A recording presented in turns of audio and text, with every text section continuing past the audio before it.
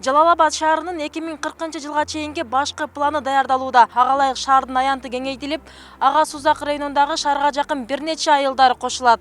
Алдыдагы 20 жыл ичинде Сузактын Барпы, Кызылтуу, Ташбулак жана Ырыс айыл өкмөтүнүн шаарга жакын айылдары калаанын айланасына биригери айтылат. Аны менен шаардын учурдагы 4452 гектар аянты 7751 гектарга кеңейтилет. Сузак районунан канча жаран шаар аймагына катталары азырынча белгисиз. Адистер бул жаатта иш алып барууда. Жалал Абад шаарынын ген планын түзүү зарылчылыгы бир топ жылдан бери жаралып келген. Бул документ дээрлик колдонулбай, чаржайыт көрүнүштөр көбөйгөн. Башкы планды даярдоого өкмөттүн 2017 жылдагы токтому чыгып, республикалык бюджеттен 5 миллион сом бөлүү жагы каралган. Ал каражат быйылкы жылдын март жана сентябрь айларында которулган. Шаардын билесиздер ген планы жок болчу. Бүгүнкү күнү Бишкектен топой съемка кылып, шаардын чек араларынын бардыгын аныктап, иш аракеттер кетишет. Картографтар чек араларды түзүп, бүт карталарды чийип келишти да. Бунун эми ген план, шаарды ген план болгону жакшы. Себеби кайсы жерде жыл массивдер салынат, кайсы жерде сос объектилер, производственный зоналар кайсы жерде болот. Ошонун бардыгы ошол ген пландын негизинде бизге да жеңил болот иш алып барганы. Ушул тапта адистер чек араларды тактоо иштерин жүргүзүүдө. Мындан сырткары калаадагы 600 үй бүлө кызыл китеби жок жашап жаткан кызыл зонада текшерүүгө алынууда. Тагыраагы азыркы Барпы Сейил көчөсүн бойлой жайгашкан аймак Союз мезгилинде изилдөөгө алынып, анда тектоникалык жарака бар деген корутунду чыккан. Долбоордун алкагында бул жарака кайрадан изилдөөгө алынууда. Биз эми Бишкек шаарынан сейсмология институтунан келдик. 2 адис келдик.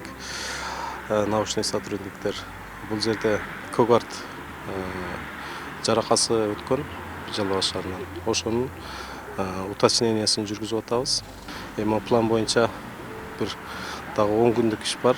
Ошол 10 күндөн кийин анан бул сбордан данных бүтөт. Андан кийин обработка бир аз убакытты талап кылат ал дагы. Анан бүт данныйлар расчёту бүткөндөн кийин анан биз тыянак чыгарып жана заключение деп коет го, ошону чыгарып беребиз.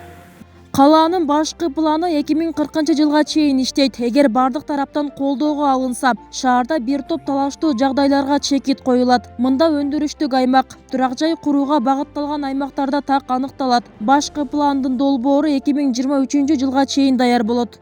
Азыркы учурда генералдык план боюнча 3 жерден иш болуп атат. Биринчиси заказчик катары Долбоорлуу институт, Бишкек ал Гострой курат.